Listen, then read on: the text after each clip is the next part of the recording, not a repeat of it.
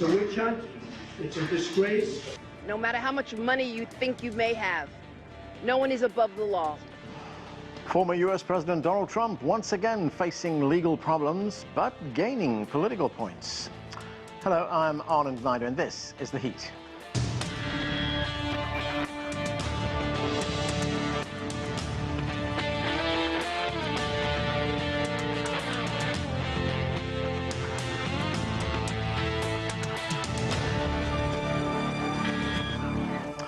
Also on the show, with the clock almost running out, the U.S. Congress was able to pass a bill and fund the government, preventing a shutdown. But the problem was just postponed. A new budget must be approved in 45 days. We will discuss that later. But first, former U.S. President Donald Trump is in the defendant's seat again. This time, it's not related to the alleged attempts to overturn the 2020 election, but a charge of fraud. William Denzelo explains from New York. In a significant ruling just a few days ago, the judge ruled with the prosecutors that Trump had committed a fraud. Letitia James, New York Attorney General, before the trial got underway, said that Donald Trump had shown persistent and repeated fraud, and they had proved that. Now they seek to prove the other claims that will be presented during this trial that could last up until December 22nd. Those other claims include that Donald Trump, the Trump Organization, his two adult male children, Donald Trump Jr. and Eric Trump, committed conspiracy, falsified business records, and insurance fraud. In opening statements, prosecutors alleged that Donald Trump's former lawyer, Michael Cohen, was instructed to try and inflate the value of Donald Trump's assets to move him higher in the Forbes rich list. The defense team representing the former president said that Michael Cohen is not someone to be trusted, refuting prosecution's figures that they have provided for the value of Donald Trump's assets, things like Mar-a-Lago. They're saying the prosecution substantially undervalued them, once again denying any wrongdoing from their client. When it comes to the ramifications this could have for the former president, well, there's a fine that could be faced in the form of $250 million. There's also the concern for Donald Trump that his assets in New York could be liquidated, as well as the possibility that he could be barred from running a business here in New York again. There is also the political dimensions to consider.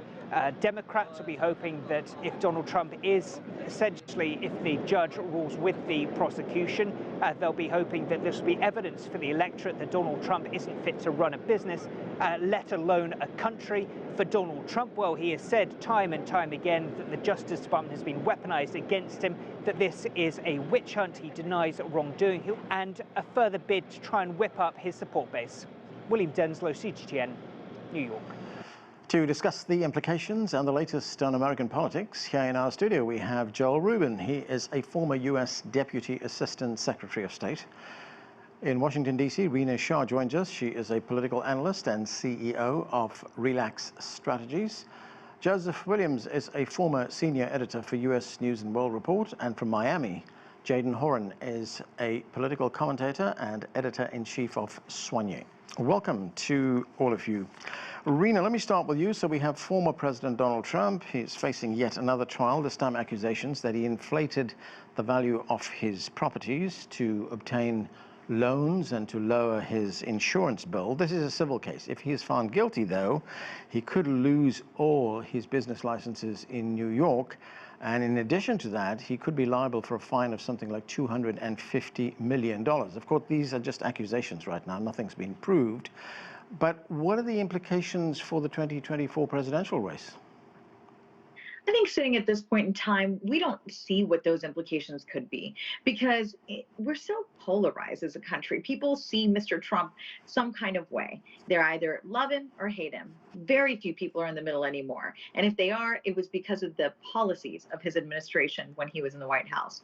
So again, when we talk about sort of what he's facing now, the music as a private citizen, we've got to be careful about how we think this really has electoral ramifications. I'm not sure that they do. Are people going to leave Mr. Trump's orbit because they think he's done something improper? Absolutely not. We've seen that to not be true.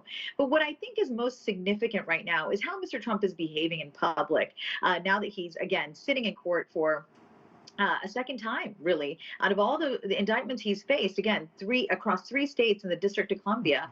This is one of the only pictures we've had of Mr. Trump inside a courtroom. And it really is jarring to kind of see how the former president has not changed.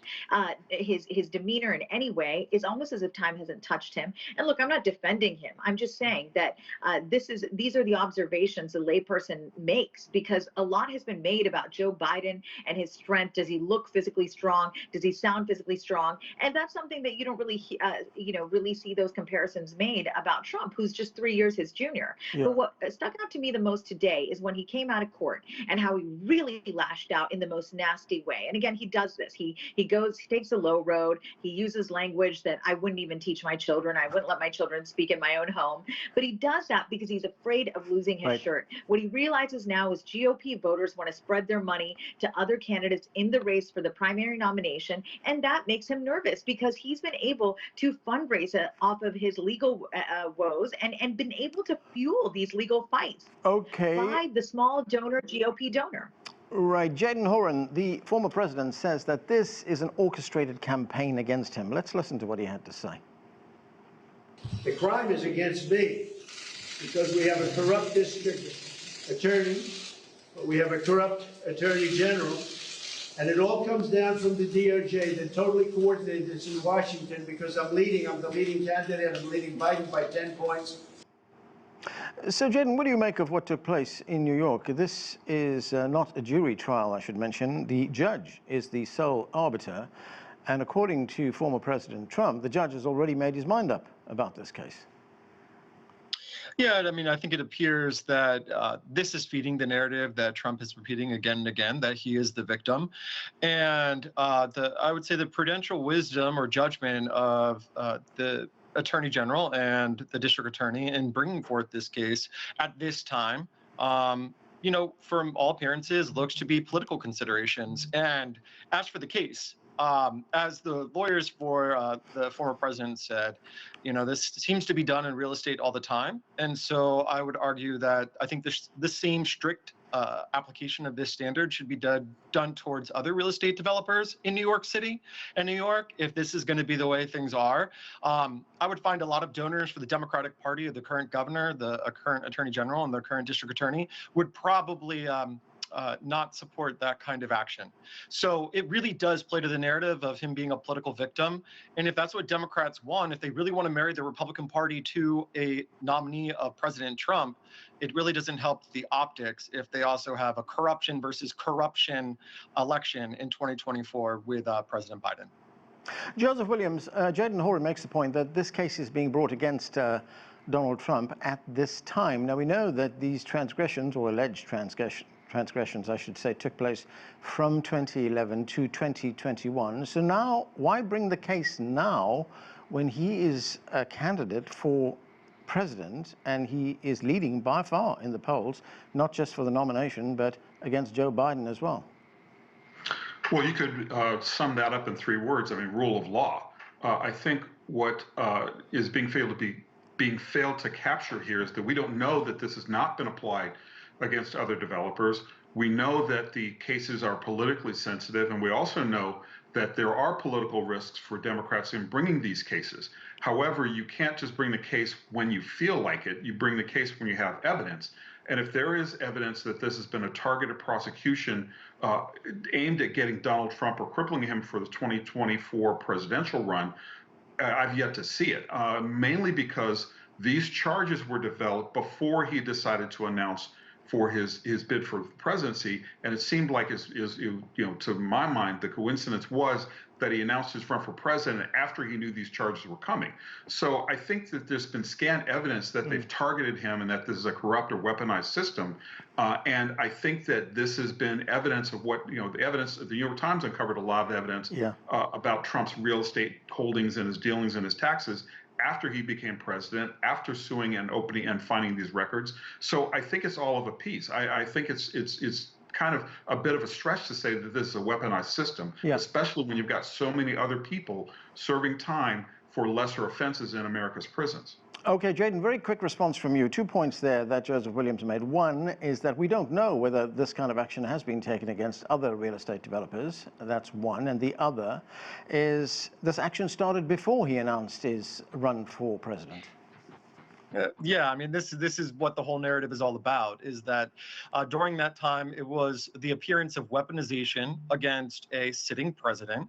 They did not do it before he ran for office as a Republican. Had he done it as a Democrat, I really have to ask, would the Democratic Party in New York State have weaponized their entire state judicial machinery against? I have to step in and say the phrase weaponization has really been used repeatedly here with no evidence.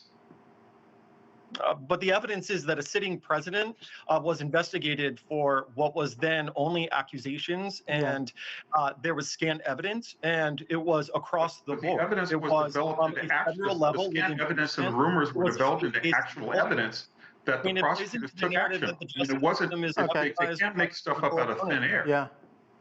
Okay, let's move on to Joel Rubin. Great to have you with us in the studio. Wonderful to be here. Joel, whatever crimes the president has allegedly committed, and we don't know yet because we don't know the answer to that because these trials are ongoing, but let's look at the politics of this. It doesn't seem to be hurting him politically. He's leading by something like 40 points from his nearest rival for the nomination. And in one of the last polls we saw against Joe Biden, he was up 10 points. Yeah, what a sad commentary on American politics, isn't it? He reminds me of a character from the 1970s. There was a film called The Blob, where the blob would expand, and the more that was thrown at it, the bigger it would get. So he is the political blob equivalent right now of all the garbage and corruption of our political environment that we currently exist in. Without a doubt, Donald Trump is corrupt in terms of his business dealings. I would argue that he has finally been caught up with. He's had decades of skating by and multiple bankruptcies and fraudulent ventures and not paying his bills to thousands of working people across America. And so now finally the law is catching up with him, and he hoped to be immune from that by running for office. He has claimed crazily that somehow by being a candidate he can't be prosecuted. No, I'm sorry, if that were the case, then any criminal would run for office to become immune. So he is popular, but he's getting popular, more popular that is with a smaller segment.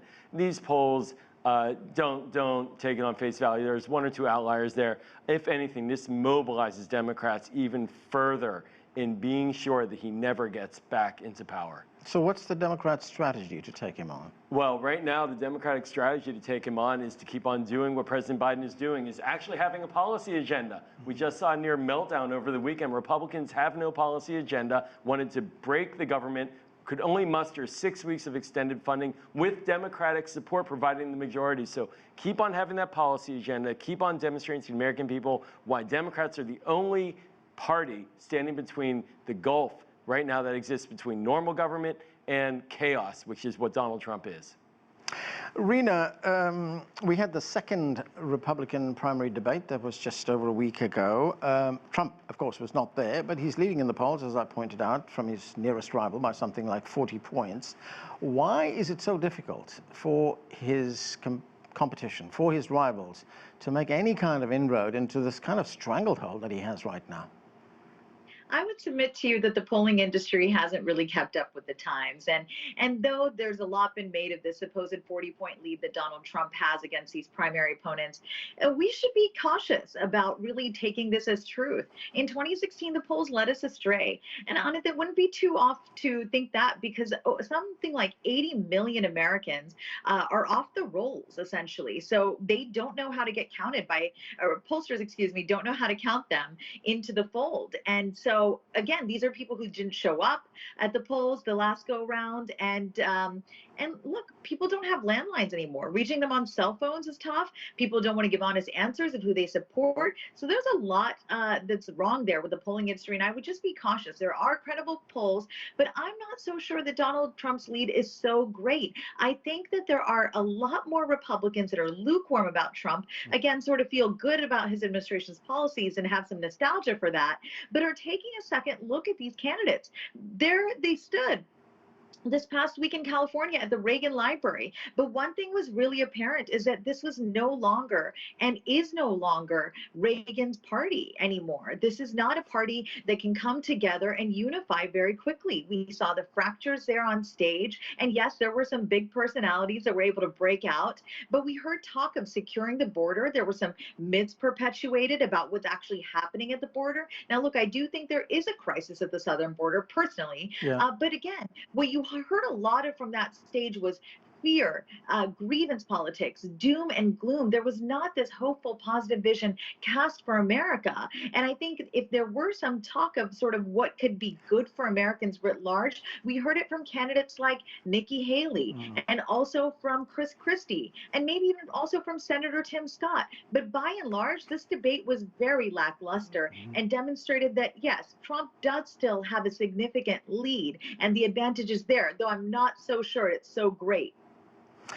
Judge Williams, on the Democratic side, the number of Democrats who don't want President Biden to run for a second term is growing by the week, it seems. Every time we see a new poll, there are more people who say he should pull out. But is this putting the Democratic Party in a very difficult position? Because what do they do if Biden does pull out?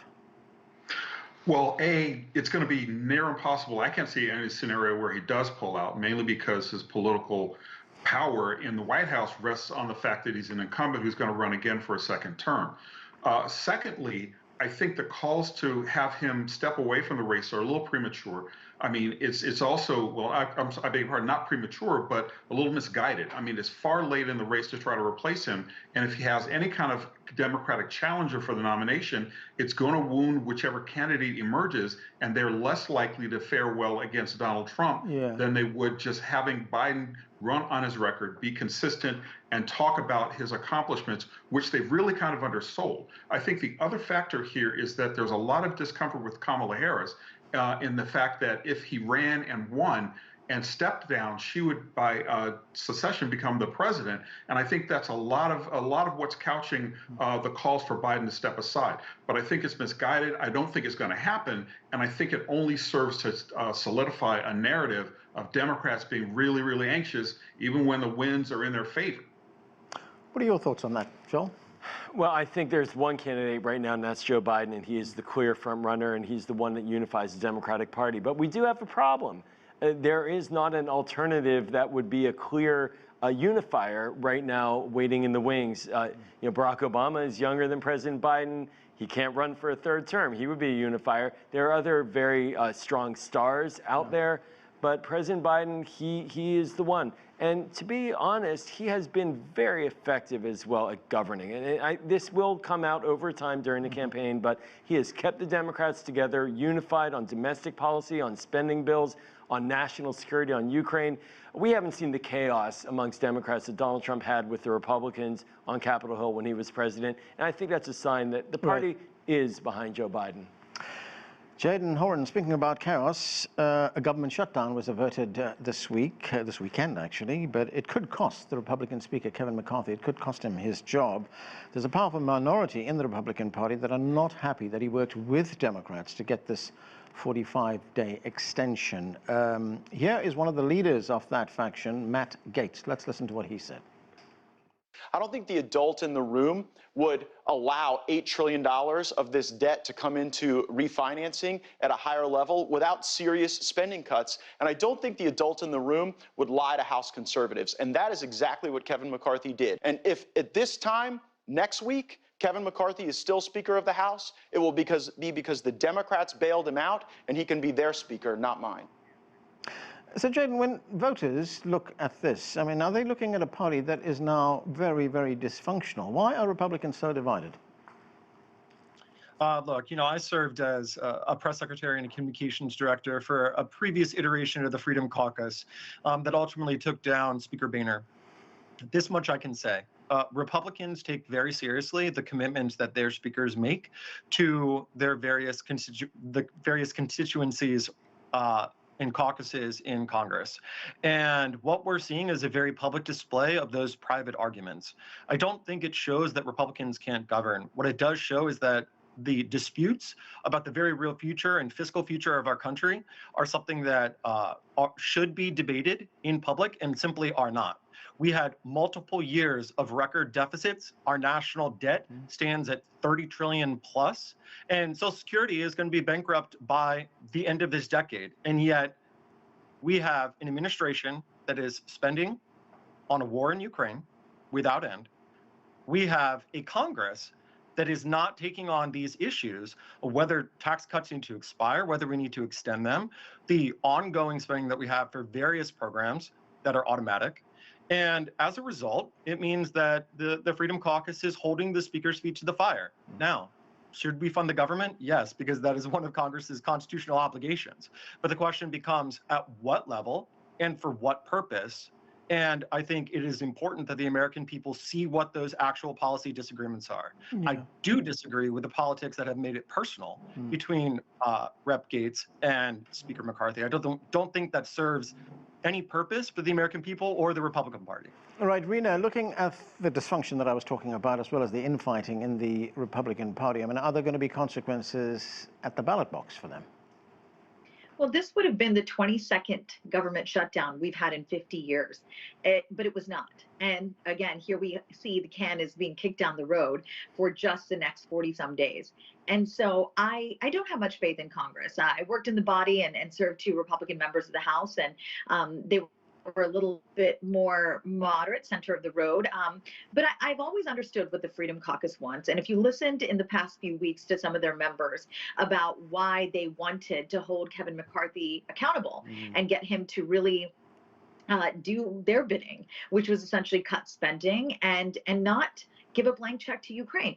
They were somewhat reasonable. You know, what they really wanted to do is come to Washington, these members, these far-right members, is come to Washington and curb our government's appetite for spending. That's something a great many Americans could agree with, but it's their tactics, it's the way in which they do it that they disagreed with. Now, I think what's going on between Congressman Matt Gaetz and Congressman McCarthy is extremely personal. There is the faction that has seen McCarthy and his ilk to be the problem with Washington. It's the establishment types. They call them Republicans in name only. It doesn't really get us anywhere because the approval rating for Congress continues to go down. And what most Americans are really frustrated about is this 11th hour governing. And I think this is coming part and parcel with the era that we're in on. It's an I alone can fix it moment that has been going on for about a decade now. And so when we look at McCarthy, we see a guy who could have done the right thing a few weeks ago, passed a clean continuing resolution. Instead, he waited until the very end to get together with Democrats to get this done. And that doesn't instill any hope or faith in anybody watching him and his future moves and expects him to stay in the speakership. Go ahead, Joe. Well, I have to disagree on this one. It's not the Freedom Caucus. It's the Take Away Our Freedoms Caucus. What they wanted to do was take away a woman's right to have access to any medical services that she wanted to have on her own choice. They wanted to cut domestic spending by nearly 10%. They couldn't get their own house in order internally, and so they put a spending package together that collapsed in its own weight. Americans don't want to be run by a fringe rump part of the Congress. They want the broad center. And if Kevin McCarthy is going to get beaten down and punished because he reached across the aisle, that's a sad commentary on the right wing of the Republican Party, not on the American Congress. Joseph Williams, Jadan and Horyn mentioned a moment ago that part of this dispute that we saw over the weekend, that we've been seeing over the week actually, has been about more funding for Ukraine.